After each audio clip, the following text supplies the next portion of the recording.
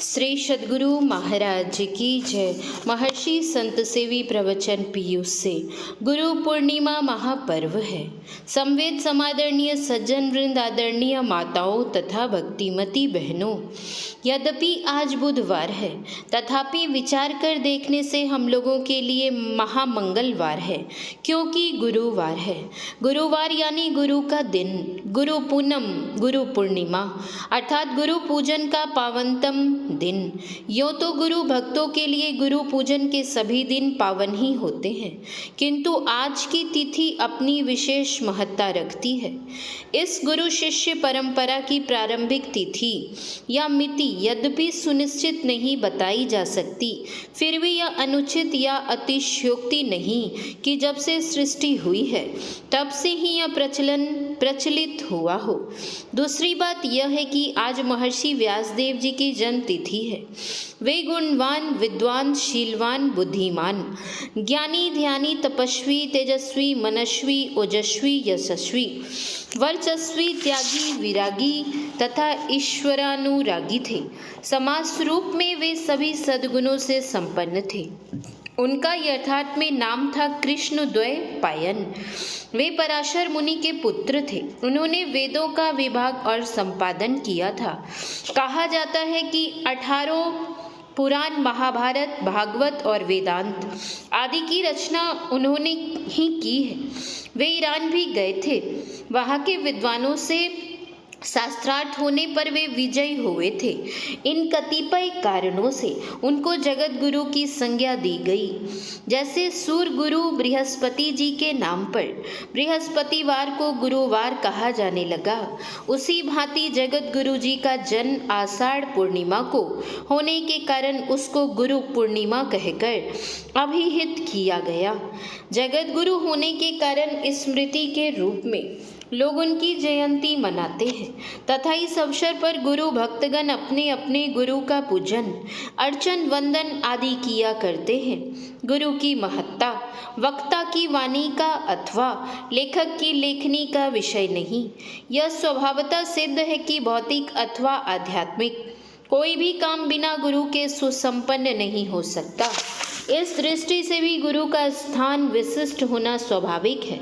गुरु की विशेषता की बातें संत सुंदर दास जी की सुंदर वाणी में सुनिए। गुरु बिनु ज्ञान नहीं, गुरु बिन ध्यान नहीं, गुरु बिन आत्म विचार न लहतु है, गुरु बिन प्रेम नहीं, गुरु बिन नेम नहीं, गुरु बिन शीलहु संतोष न गहतु है, गुरु बिनु ध्यान नहीं, बुद्धि को प्रकाश नहीं, ब्रह्महु को नाश नहीं, संशय रहतु है, गुरु बिन बाट नहीं, कौड़ी बिन हाट नहीं, सुंदर प्रगट लोक वेद यों कहतु है। तथा कवि कुलक कमर दिवाकर गोस्वामी जी की भी वाणी सुनिए। बिनु गुरु होई की ज्ञान, ज्ञान की होई विराग, बिनु गावहि वेद पुराण, सुख की लहिय हरि भक्ति बिनु। वास्तव में गुरु शरीर को नहीं, ज्ञान को कहते हैं। जिस शरीर में ज्ञान रहता है वे गुरु का शरीर कहलाता है। जो जिस विषय के विशेषज्ञ होते हैं वे उस विषय के गुरु कहलाने के अधिकारी होते हैं। सामान्यतः भौतिक और आध्यात्मिक ये दो प्रकार के गुरु होते हैं। ज्ञान प्रदाता गुरु और ज्ञान ग्रहण करने वाले शिष्य कहलाते हैं। संत कबीर साहब ने कहा है, गुरु नाम है ज्ञान का, शिष्य सीख ले सोई, ज्ञान मर्याद जाने बिना, गुरु अरु शिष्य न कोई। भौतिक ज्ञान प्रदाता गुरु से आध्यात्मिक ज्ञान प्रदायक गुरु का स्थान बहुत उच्च होता है।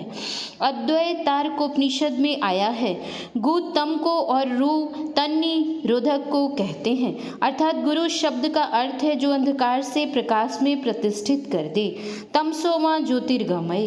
गुरु को देखने के लिए पैनी दृष्टि चाहिए।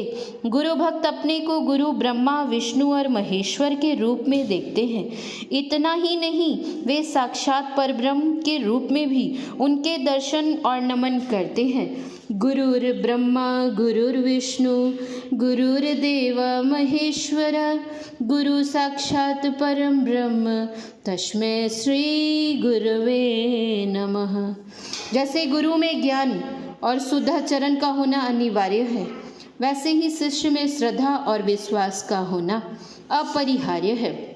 परमात्म गुरु निकट विराजे, जागू जागू मन मेरे। संत कबीर साहब। गुरु की मूर्ति मन में ध्यानु, गुरु के शब्द मंत्र मनु मानु, गुरु के चरण हृदय लय धारो, गुरु पार ब्रह्म सदा नमस्कारो। गुरु नानक देव जी संत चरणदास जी महाराज की शिष्या परम भक्तिन सहजोबाई कहती हैं, परमेश्वर सु गुरु बड़े, गावत वेद पुराण, सहजो हरि के मुक्ति है, गुरु के घर भगवान। जिस प्रकार खेत अच्छी तरह जुता हुआ हो और उसके जंगल साफ हों तो उसमें जो बीज वपन होगा वह फलदायक होगा, अन्यथा सतेज बीज होने पर भी यदि भूमि सुंदर रूप से कर्षित नहीं हो तो वृक्षोत्पत्ति की आशा दुराशा मात्र होगी।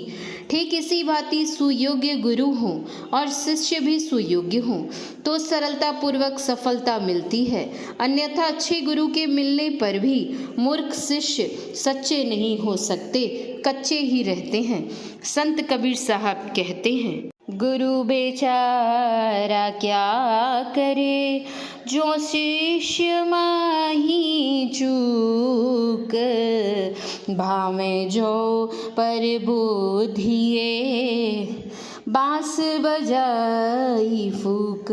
गोस्वामी तुलसीदास जी कहते हैं, जो गुरु मिले बिरंची सम, मूरख हृदय न चेत, यद्यपि सुधा बरसहि जलद, फूले फले न वेत।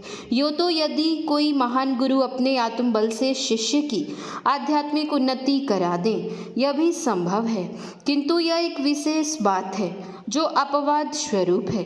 सामान्य सिद्धांत तो यह है कि सतगुरु शिष्य के बंधन काटे और गुरु का शिष्य विकारते हटे। दीपक घर के अंदर प्रकाश करता है, चंद्रमा रात्रि को आलोक देता है और सूर्य दिन में अपनी किरण विकिरणित कर बाह्य जगत को प्रकाशित करता है, लेकिन पूरे गुरु अपने शिष्य के अंतरतम का निवारण कर उसे प्रकाश पुंज आपूरित करते हैं। इतना ही नहीं, वे तीनों लोकों में व्याप्त ब्रह्म की प्राप्ति करा देने में भी सक्षम होते हैं। एक बंगाली महात्मा ने कितना अच्छा कहा है, अखंड मंडलाकारे व्याप्तनि चराचरे, गुरु बिने त्रिभुवने, बलऊ के देखावे तारे, एमन केबा आधे भवे, व्याप्त ब्रह्म देखाईते। गुरु के अनुग्रह से शिष्य को लौकिक आचार व्यवहार का ज्ञान होता है, विज्ञान की प्राप्ति होती है और वह मोक्ष प्राप्त कर लेता है। यह अर्थात में महत्तम गुरु वे होते हैं जो अपने शिष्य को संसार सागर से पार कर देते हैं। मर्यादा पुरुषोत्तम भगवान श्री राम और महायोगेश्वर भगवान श्री कृष्ण ने भी लोक मर्यादा रक्षार्थ गुरु धारण किया था। उन अवतारों ने केवल गुरु धारण किया था ऐसी बात नहीं, वे उनके आज्ञानुवर्ती बन आवश्यकतानुकूल सभी प्रकार की सेवाएं तो करते ही थे, बताई गई विधि के अनुकूल संध्या वंदन भी किया करते थे। रामचरितमानस में रघुकुल कमल दिवाकर भगवान श्री राम के लिए लिखा है, निशि प्रवेश मुनियाय सुदिन्हा, सबहि संध्या बंदन किन्हा। तथा श्रीमद् भागवत स्कंद 10 उत्तरार्ध अध्याय 70 श्लोक 4 में भगवान श्री कृष्ण के लिए लिखा है, ब्राह्मे मुहूर्ते उत्थाय वायुर्पस्पृश्य माधव, दध्यो प्रसन्न करन आत्मानम तमसा परम। अर्थात भगवान श्री कृष्ण नित्य प्रति ब्रह्म मुहूर्त में उठ जाते और हाथ मुंह धोकर तम के परे देदीप्यमान आत्मस्वरूप का ध्यान करने लगते। उस समय उनका रोम रोम प्रसन्नता से खिल उठता था। भव सिंधु उत्तीर्ण हेतु कृपा सिंधु भगवान श्री राम ने अपनी प्रजाओं को बुलाकर नर्तन की उत्कृष्टता और संत सद्गुरु की उपाय देता का जो उपदेश और आदेश दिया था वह इस प्रकार है। नर्तन भव बारिधि कहबेरो, सन्मुख मरुत अनुग्रह मेरो, करनधार सद गुर दृढ़ नावा, दुर्लभ साज सुलभ करी पावा। योग सिखोपनिषद में भी ठीक इसी तरह कहा गया है, कर्णधारं गुरुं प्राप्य तद्वाक्यम पल्लवम दृढ़म, अभ्यास वासना सक्तया तरंती भवसागरम। अर्थात गुरु को कर्णधार मल्ला पाकर और उनके वाक्य को दृढ़ नौका पाकर अभ्यास करने की वासना की शक्ति से भवसागर को लोग पार करते हैं। श्रीमदाद शंकराचार्य जी महाराज ने भी कहा है, गुरु चरणाम बुज निर्भर भक्त, संसाराद चिराद भव मुक्त, सेंद्रिय मानस नियमादेवम, द्रक्ष्यसि निज हृदय अस्थन देवम। इसका भारतीय भाषानुवाद पद्य में योगीवर श्री भूपेंद्र नाथ सान्याल जी महाराज ने इस प्रकार किया है, श्री गुरुदेव चरण पंकज का होकर अविचल भक्त, इस असार संस्कृति से हो जा तू अविलंब विरक्त, और भी अपार संसार समुद्र मध्य समझतो में शरणम की मस्ती, सद्गुरु कृपाल कृपया वदे तत्, विश्वेश पादान मुझ दीर्घ नौका। शिष्य की जिज्ञासा है कि हे कृपालु गुरुदेव, आप कृपा कर यह बतलाएं कि इस अपार संसार समुद्र में मुझ डूबते हुए के लिए क्या सहारा है। शिष्य की जिज्ञासा का समाधान करते हुए गुरु कहते हैं, विश्वेश्वर का चरण कमल रूपी सुदृढ़ जलयान।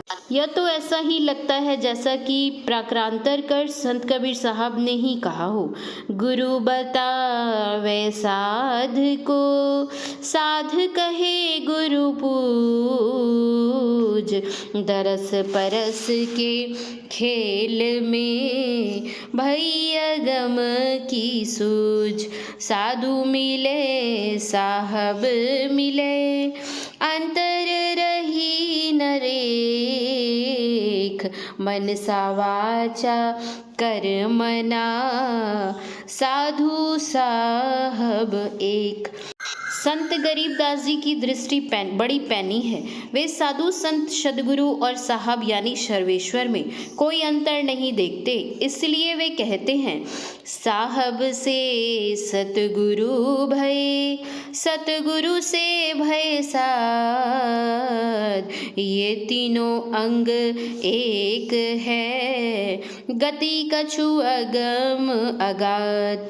साहब से सतगुरु भय, सतगुरु से भय संत, धर धर भेष विलास अंग, खेले आद अरु अंत। और गोस्वामी तुलसीदास जी के भी विमल विचार में, संत भगवंत अंतर निरंतर नहीं, किमपि मति विमल कह दास तुलसी। संत ही सद्गुरु होते हैं, इसलिए संत सद्गुरु शब्दों से अभिहित किए जाने योग्य वे ही होते हैं जिनके लिए यह उपनिषद वाक्य सार्थक हो चुका हो। भिद्यते हृदय ग्रंथि छिंदते सर्व संशया क्षीयन्ते चास्य कर्माणि तस्मिन् दृष्टे परावरे। अर्थात जिनके हृदय की ग्रंथि टूट गई हो, यानी जड़ और चेतन का पृथक पृथक प्रत्यक्षीकरण हो चुका हो, जिनके सभी संशय छूट गए हों, जिनके बंधन देने वाले सभी कर्म विनष्ट हो गए हों और जिन्होंने प्रकृति के परे पर ब्रह्म का साक्षात्कार कर लिया हो, ऐसे जन ब्रह्मविद या ब्रह्मवत नहीं बल्कि ब्रह्म ही हो जाते हैं। इतना ही नहीं, अनेक स्थलों पर हम संत सद्गुरु को भगवंत से भी विशेष रूप में पाते हैं। गुरु और गोविंद दोनों का तुलनात्मक विवेचन करते हुए संत कबीर साहब ने गुरु की ही गुरुता का उल्लेख किया है। गुरु गोविंद दो खड़े काके लागो पाए, बलिहारी गुरु आपने जिन गोविंद दियो बताए। भक्तिमती सहजोबाई कहती हैं, हरि कृपा जो होए तो नाही, होए तो नाही, पै गुरु कृपा दया बिनु सकल बुद्धि बही जाई। सहजो कारज जगत के गुरु बिन पूरे नाही, हरि तो गुरु बिन क्यों मिले समझ देख मन माही। संत सुंदरदास जी की सुक्ति सुनिए। गोविंद की के किए जीव जात है रसातल को, गुरुपदेश सो तो छूटे जमफंद। तै गोविंद के किए जीव वश पर कर्मन के, गुरु के निवारे सुफिरत है स्वच्छंद। तै गोविंद के किए जीव डूबत भव सागर में, सुंदर कहत गुरु काढ़े दुख द्वंद। तै और हूँ कहाँ लौ कछु मुख ते कहूँ बनाए, गुरु की तो महिमा अधिक है गोविंद ते। हरि से गुरु की विशेष बतलाती हुई सरल हृदया सहजोबाई सहज ही अपना हृदयोद्गार इन शब्दों में प्रकट करती हैं। हरि ने मोह सुआप छिपायो, गुरु दीपक देता ही दिखायो। और हमारे गुरुदेव कहते हैं, हरदम प्रभु रहे संग, कबहू भव दुख न टरे, भव दुख गुरु दे टारी, सकल जयति करे। भौतिक विज्ञान की दृष्टि से समस्त संसार कीटाणुओं से भरपूर है। इन मानव शरीर में भी करोड़ों कीटाणु निवास करते हैं, और तो और एक बूंद खून में भी सहस्त्रों कीड़े बसते हैं।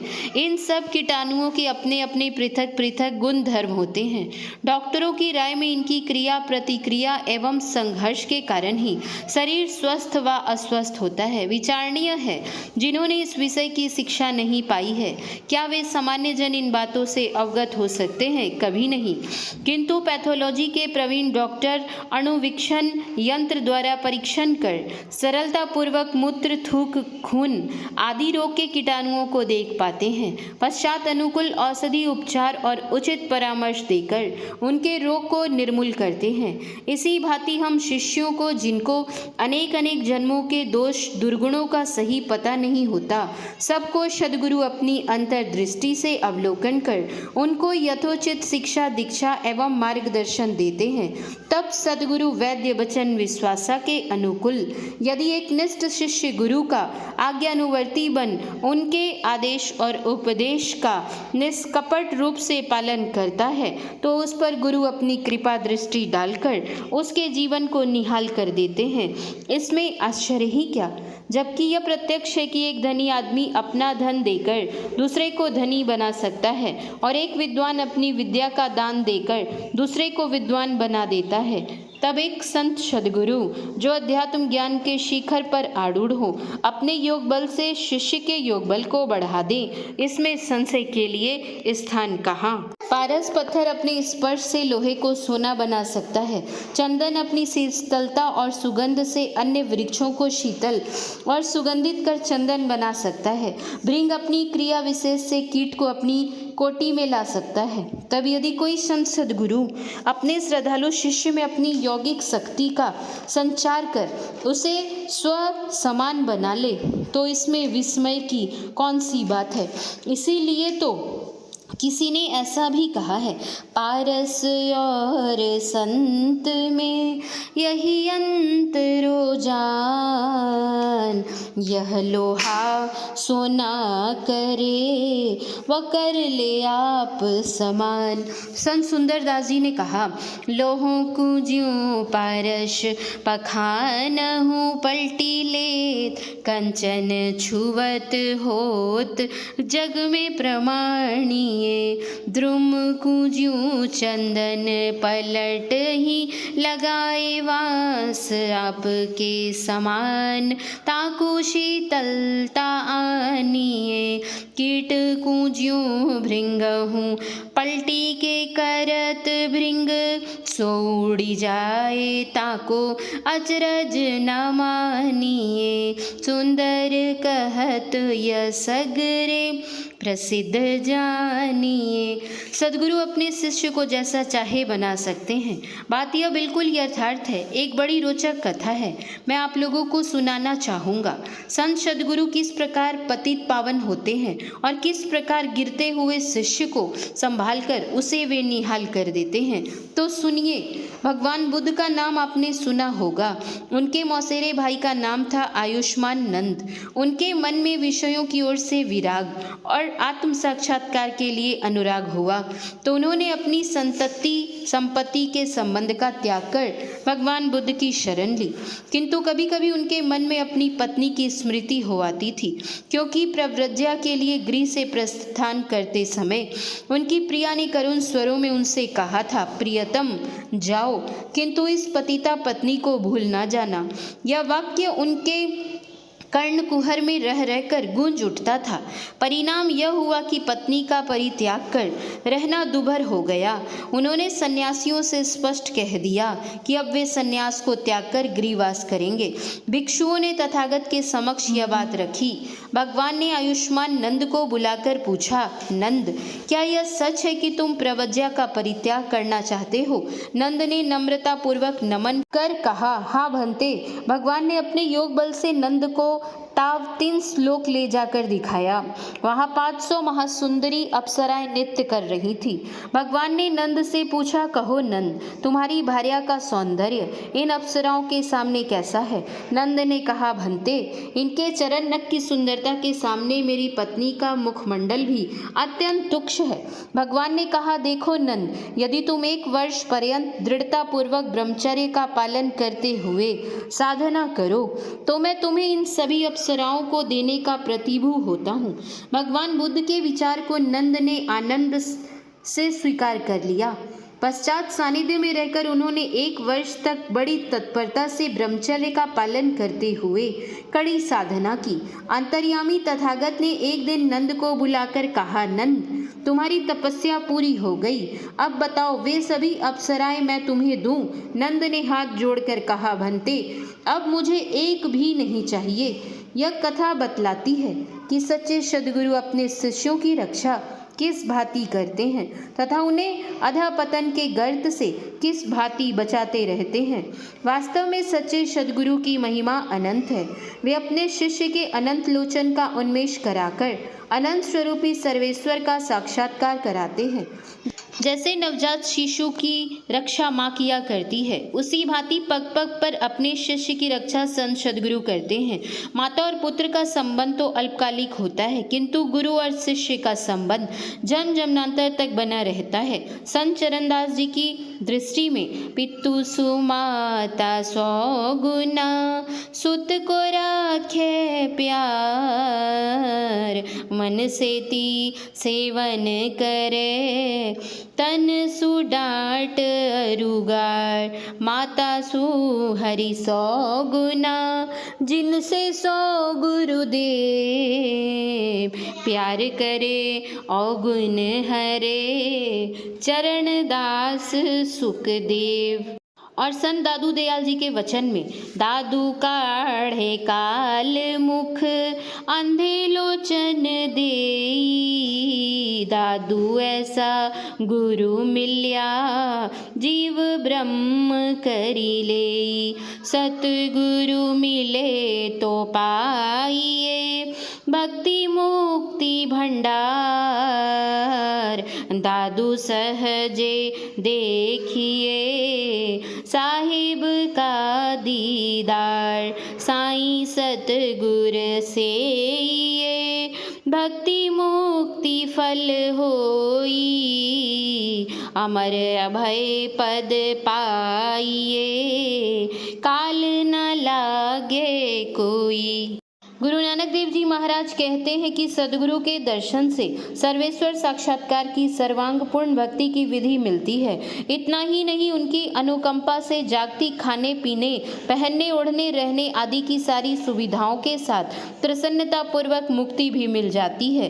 नानक सतगुरु भेटिए, पूरी होवे जुगती, हंसन दिया खेलन दिया, पहनन दिया खावन दिया, बिच होवे मुक्ति। गुरु और शिष्य का संबंध कुम्हार और कुंभ जैसा है। कुशल कुम्हार कुंभ का निर्माण बड़े ही कलात्मक ढंग से करता है। उसमें वह सुंदरता और सुदृढ़ता का भी ध्यान रखता है। घड़े के गढ़ने की कला भी कैसी निराली है।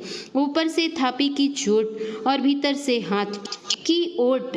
क्यों? इसलिए कि कनक को अनल में जलाने पर ही वह कुंदन बन जाता है। सतगुरु तो ऐसा मिला, ताते लोह लुहार,